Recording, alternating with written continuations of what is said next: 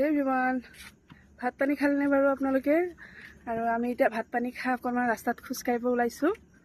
আৰু আমাৰ মুখবিলাক বাৰু কেনেকুৱা ব্লু ব্লু দেখি আছে ন? এয়া ব্লু লাইটৰ কাৰণে আমাৰ ঈদৰ লাইটবিলাক এতিয়ালৈকে খোলাই নাই, সেইকাৰণে ব্লু ব্লু লাগি আছে। দেখিছেনে কিমান ধুনীয়াকৈ? এইবাৰ আমাৰ ঈদটো বহুত ভাল লাগিছে, কাৰণ এইবাৰেই এনেকৈ ধুনীয়াকৈ সজাইছে। অইনবাৰ বাৰু বেলেগকৈ সজায় ন, ভাল লাগিছে। আমাৰ ঘৰৰ ওচৰতে ইমান ধুনীয়াকৈ সজাইছে এবাৰ, সেইকাৰণে ঈদটো বহুত ভাল লাগিছে।